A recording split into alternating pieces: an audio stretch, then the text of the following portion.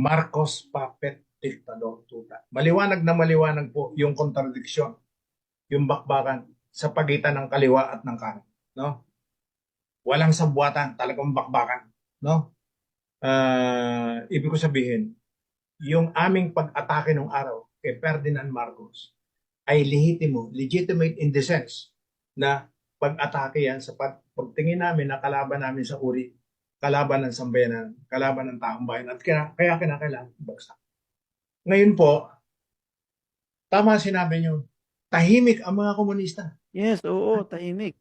Wala silang wala silang nawala yung anti-imperialism. Yes, oo.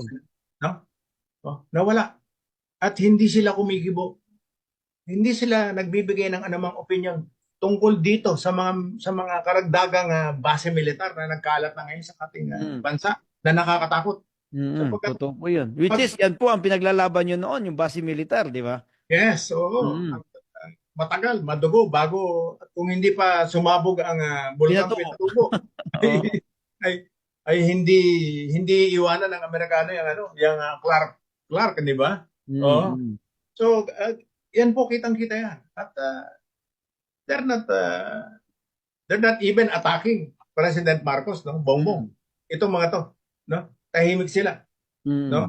At bakit hinahayaan sila? Imagine, sila ang ginamit para atakihin si Vice President Sara Duterte. Yes, oo. Yung mismo sa loob ng Kongreso. At inatake yung kakarampot na ibinalatong pera mula sa Presidential Fund, mula sa pondo ni President Bongbong kay Sara, no? Hoy, hoy, hoy, hoy, hoy, hoy. Umisig ka na, Pinoy.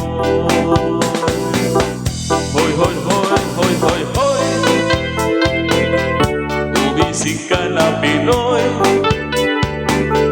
Hoy, hoy, hoy, hoy, hoy, hoy. Umisig ka na, Pinoy.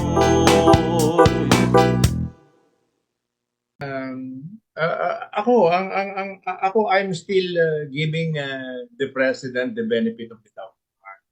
Sapagkat sabi nga, mahirap maging presidente, no ha? Pero tama kayo, I agree with your opinion na parang hindi ka panipaniwala na hindi nalalaman ng presidente ang mga nangyayari. Yes. No? At sa aking pagtingin, sa aking pagtingin, medyo may malalang krisis tayo sa bansa. No? And I'm just hoping, and of course we are praying na sana ay gabayan ang presidente, no? Gabayan ng presidente ng ng matinong pag-iisip at malawak na pag-aanalisan para makita niya at makapagbigay siya ng desisyon, ng tamang desisyon. Ang nakikita ko, no, ayokong umatake sa gobyerno hangga't maaari. Yes, Subalit hindi maiwasan na magsalita ako laban kay Speaker Martin Romualdez. In view of his association, very, very clear association with these three communists inside Congress. No? Ito po ang punot dulo. At kung ako po itatanungin, ang aking unsolicited advice sa Presidente, Mr. President, para po ma-diffuse ito, wag po kayong makikinig sa mga salita na nagkakaroon ng destabilization campaign. Hindi po. Wala po. Ang destabilization ay nanggagaling po nasa Kongreso mismo. Yes, oo. Nung kami nagsasalita, when we were chanting, no, mga anti-US imperialism slogans, no, yung mga anti-Marcos puppet diktador tuta. Yes, yan palagi yung naririnig noon eh. Yes, nung nagsimula yung mga slogans na yan, noong 1969, no? Marcos puppet diktador tuta. Maliwanag na maliwanag po yung kontradiksyon, yung bakbakan sa pagitan ng kaliwa at ng kanan, no? Walang sabwatan, talagang bakbakan, no? Ibig ko sabihin, yung aming pag-atake nung araw kay Ferdinand Marcos ay legitimate in the sense na pag-atake yan sa pagtingin namin na kalaban namin sa uri, kalaban ng sambayanan, kalaban ng taong bayan, at kaya kinakailangan bagsak. Ngayon po, tama sinabi nyo, tahimik ang mga komunista. Yes, oo, tahimik. Wala silang wala silang nawala Wala yung silang say. anti-imperialism. Yes, oo. No? Nawala. At hindi sila kumikibo. Hindi sila nagbibigay ng anumang opinion tungkol dito sa mga karagdagang base militar na nagkalat na ngayon sa ating bansa na nakakatakot. Sapagkat- Totoo po yun. Which is, yan po ang pinaglalaban nyo noon, yung base militar, di ba? Yes, oo.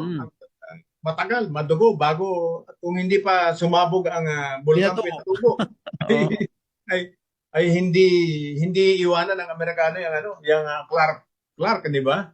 Oo. So, yan po, kitang-kita yan. At they're not even attacking President Marcos, no? Bongbong. Itong mga to, no? Tahimik sila, no? At bakit hinahayaan sila? Imagine, sila ang ginamit para atakihin si Vice President Sara Duterte. Yes, Yung oo. mismo sa loob ng Kongreso. At inatake yung kakarampot na ibinalatong pera mula sa presidential fund, mula sa pondo ni President Bongbong kay Sara, no? Na kinwestiyon nila, no? Na hanggang sa sabi ni BP Sara, hindi ko kailangan ng intelligence fund. Sapagkat yun, alam nila na yung pondo na yun ay gagamitin laban sa kanila, no? Yes, totoo. Oo. Gagamitin laban sa kanila. At sa mga namumuno sa gobyerno ngayon, bakit naman po kami hindi mapapalapit kay BP Sara sapagkat siya ang nangunguna laban sa CPP-NPA. Yes, totoo po yan. Ako po talaga personal advocacy ko yan.